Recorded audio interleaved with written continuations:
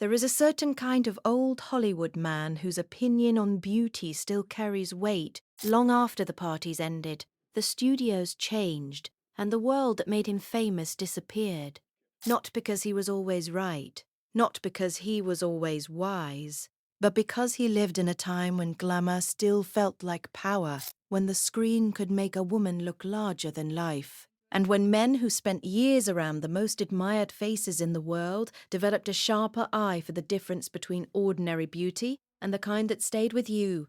Sean Connery belonged to that kind of man. He moved through an era filled with screen goddesses, European icons, aristocratic beauties, Bond girls, and women so famous that the public talked about their faces the way earlier generations talked about monuments.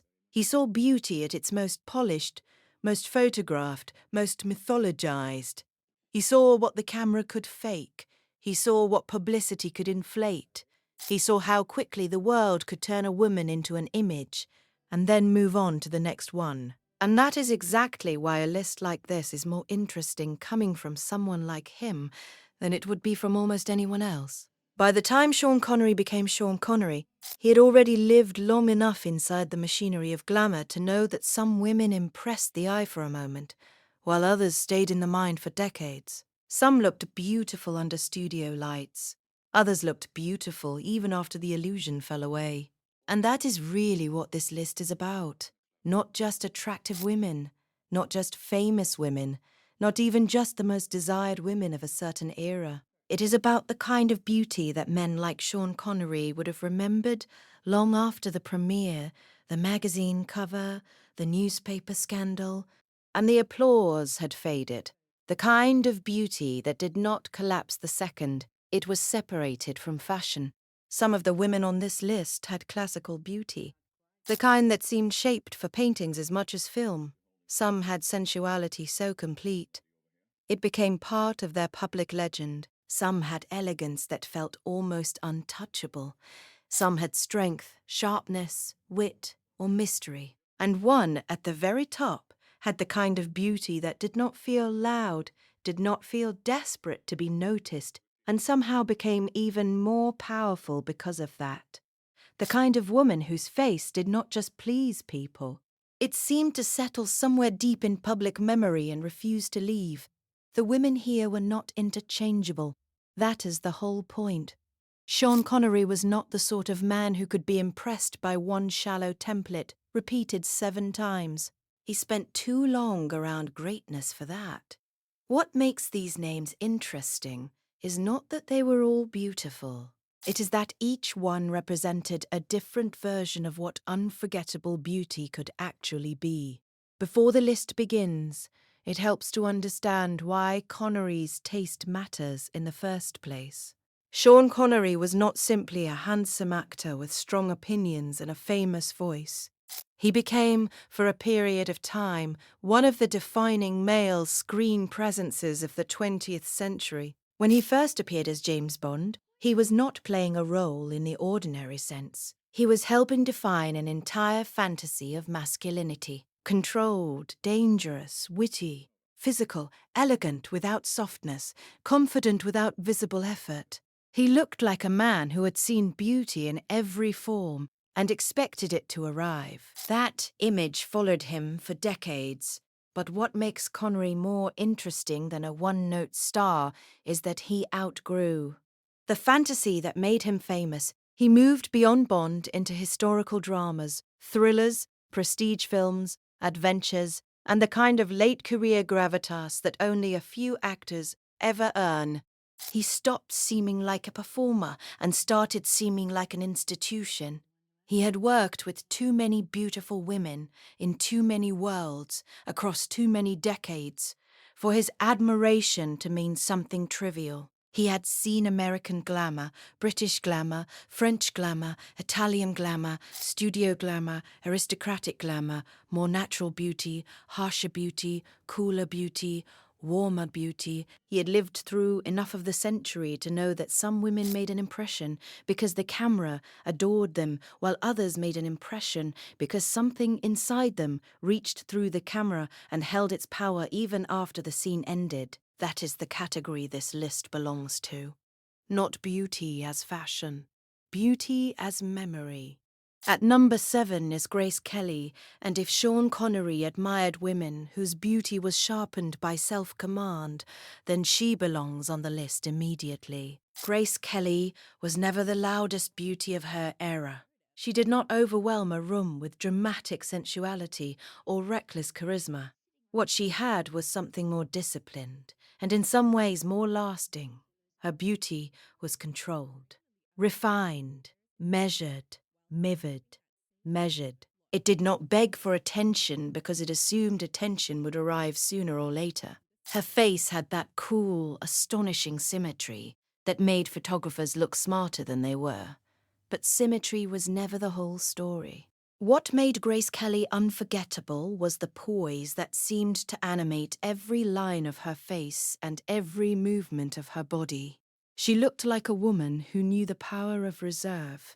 She did not need to project desire when distance could create something more compelling.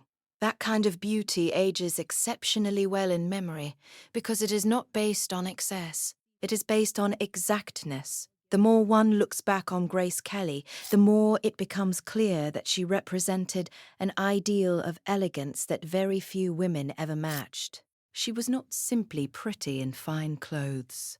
She made elegance itself seem like a natural state. And for a man like Connery, who always projected a kind of polished, masculine control, that almost certainly mattered. The women most likely to impress a man like him would not have been those who looked decorative. They would have been those whose beauty carried force beneath the surface. Grace Kelly's force was restraint. Her power was never in display. It was in the fact that she looked complete without appearing to try.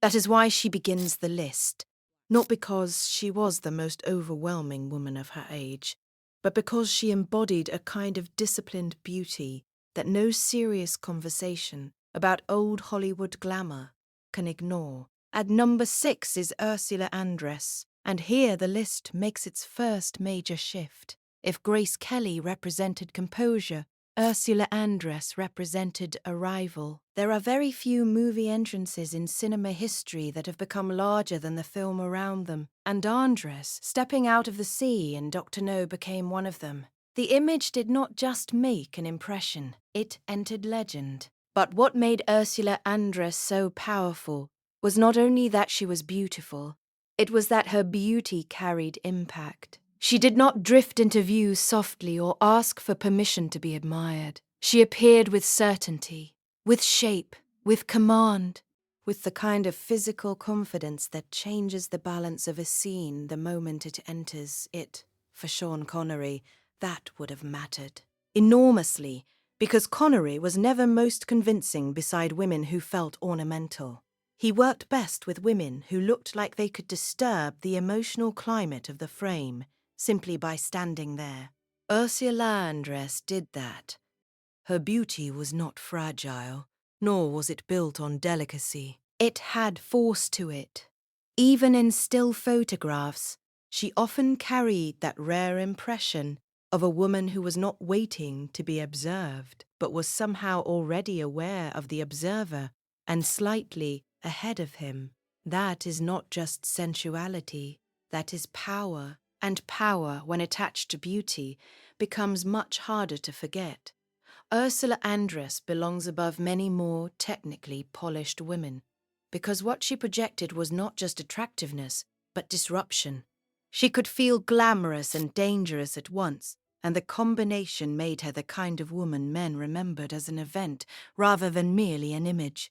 At number 5 is Sophia Loren, because once a list like this starts becoming serious, eventually it has to make room for a woman whose beauty felt almost too abundant to fit inside ordinary categories. Sophia Loren was not simply pretty, and she was not simply glamorous. She had scale.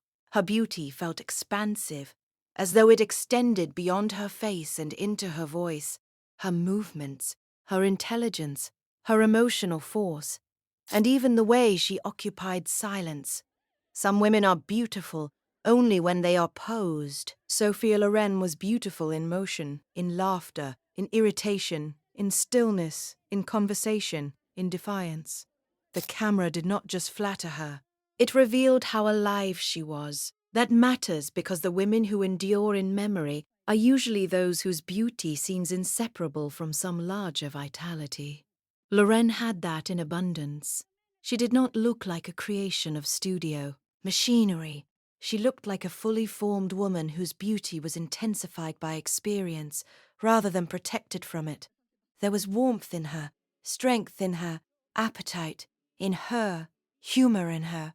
Men like Connery would have recognized that instantly. By the time an actor reaches his level, he has already seen enough carefully manufactured glamour to know how limited it can feel.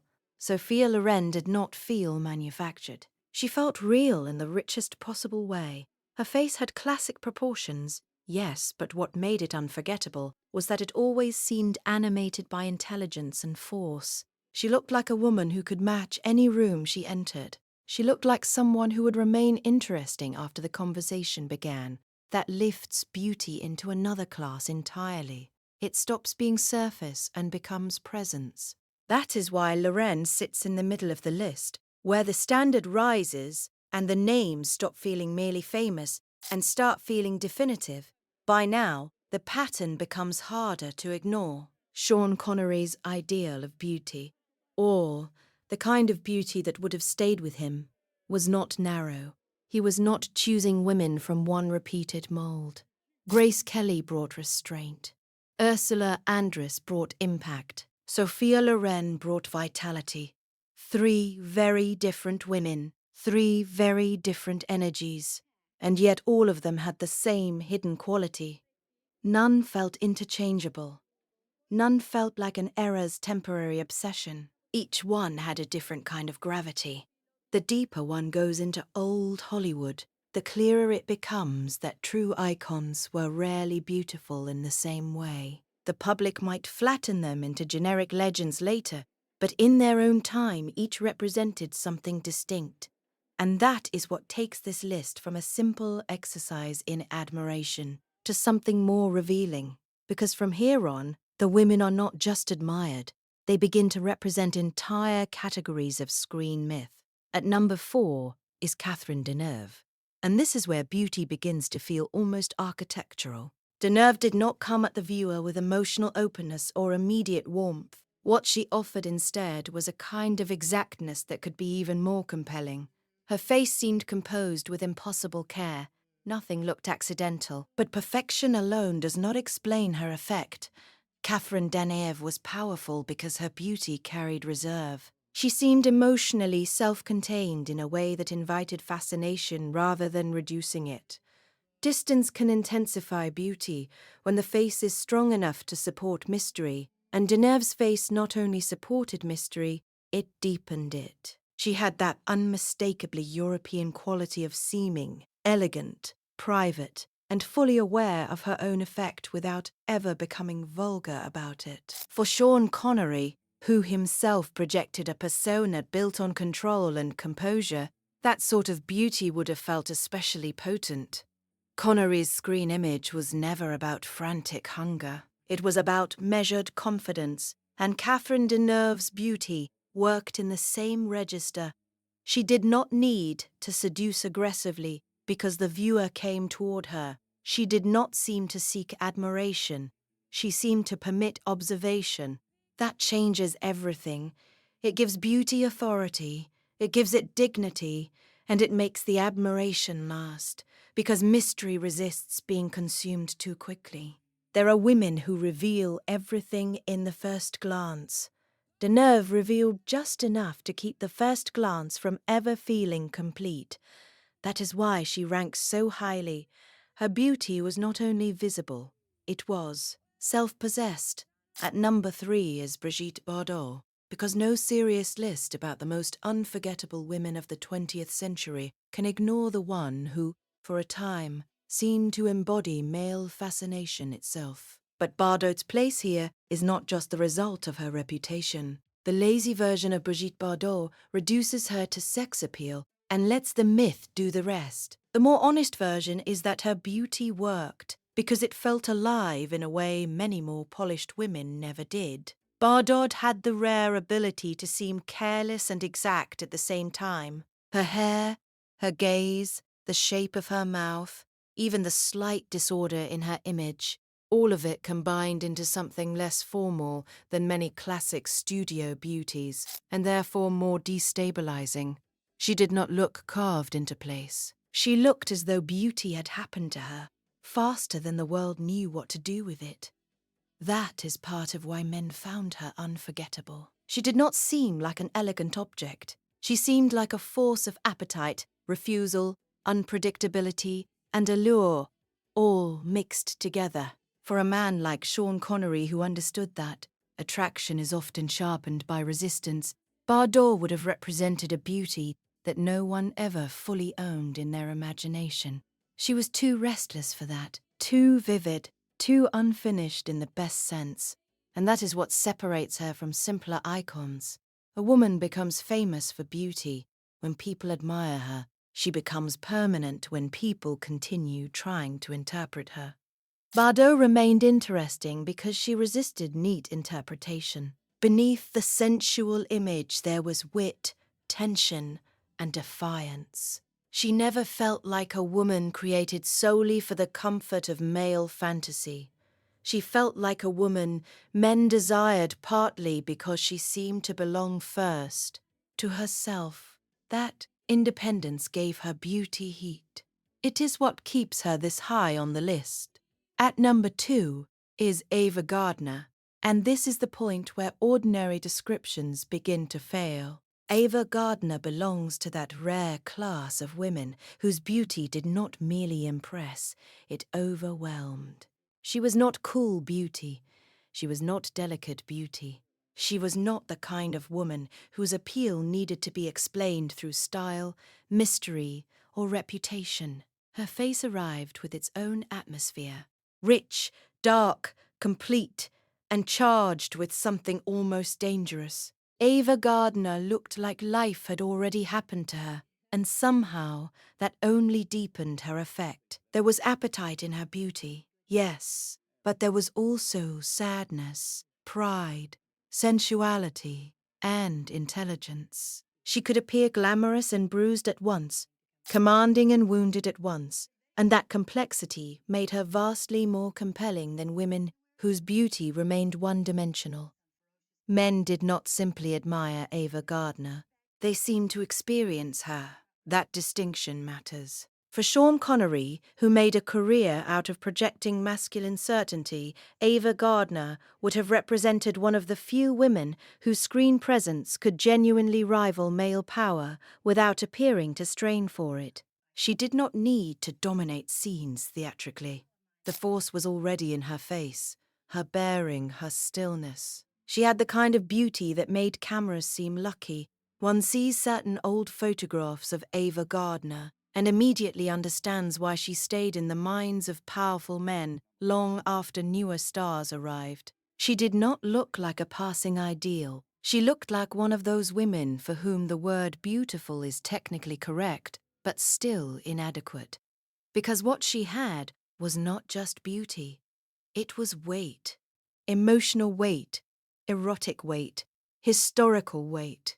She carried legend without seeming to perform it, and that is why she comes this close to number 1. And that leaves the woman at the top, the woman who most fully represents beauty, not just as visual impact, not just as sensual legend, not just as public admiration, but as something more complete and more durable. At number 1 is Audrey Hepburn. That choice may surprise those who assume Sean Connery would naturally place a more overtly sensual woman above everyone else. But that assumption misunderstands both Connery and beauty itself. A younger man may be dazzled most by force, heat, spectacle, or raw desirability. But a man who has spent decades around fame, performance, glamour, and the many forms of seduction learns to notice something else. He learns to notice the beauty that survives changing tastes, the beauty that still feels complete when all the noise around it has disappeared. Audrey Hepburn had that, Her face did not rely on excess. It did not rely on lushness, aggression, or obvious display. It relied on clarity, on grace, on a kind of distilled elegance so pure that it almost seemed morally different from the glamour around her. Hepburn's eyes could carry intelligence, sadness, wit, gentleness, and distance at the same time. She could look worldly and innocent in the same moment. She could wear the most refined clothes on earth and somehow make them seem like accessories to her spirit rather than the source of her effect. That is extremely rare. Many beautiful women are helped by styling. Audrey Hepburn made style seem fortunate to be near her. What likely would have impressed a man like Sean Connery even more is that Audrey Hepburn's beauty never felt detached from character. There was light in it, not in the sentimental sense, but in the sense that her face seemed to reveal an inner order, a kind of selfhood that deepened rather than distracted from her appearance. That changes admiration completely. The experience of looking at her does not stop at the surface because the surface always seems animated by something finer underneath. Connery, who had seen enough of the entertainment world to know how often glamour was hollow, would almost certainly have recognized the difference. Hepburn did not seem hollow for a second. She seemed luminous from within. That is why her beauty has lasted so well across generations that no longer share the same cultural assumptions. Trends changed. The ideal female face changed. Fashion changed. Entire systems of glamour collapsed and were replaced by newer, harsher, louder ways of manufacturing desire. Audrey Hepburn remained. That kind of endurance does not happen by accident. And there is another reason she belongs at number one. If the women below her each represented a powerful form of beauty, Audrey Hepburn somehow gathered several forms into one and purified them. She had elegance like Grace Kelly, but softer. She had memorability like Ursula Andress, but without needing spectacle. She had intelligence and force like Sophia Loren, but expressed with restraint. She had mystery like Catherine Deneuve, but without emotional coldness. She had the singular fascination of Bardot, but gentler and more enduring. She had the unforgettable completeness of Ava Gardner, but translated into a lighter key. She did something more difficult than overpowering the eye. She persuaded the memory. She made beauty seem inseparable from grace, and grace lasts longer than glamour, almost every time. That is what makes Audrey Hepburn the ideal. Number one, in a list supposedly shaped by a man like Sean Connery, because at the very highest level, beauty stops being merely about desire. It becomes about what remains, about which face still feels vivid after the immediate heat of attraction has cooled, about which woman continues to seem complete, even after the mythology, the publicity, and the period style have all been stripped away. Audrey Hepburn survives that stripping better than almost anyone. She looks just as inevitable without ornament as with it, and that is the highest compliment one can pay a face. In the end, that may be the real value of a list like this. It reveals something about memory, and memory is always more honest than hype. Sean Connery belonged to a world that worshipped beauty, exploited beauty, photographed beauty, sold beauty, and surrounded itself with beauty, almost constantly.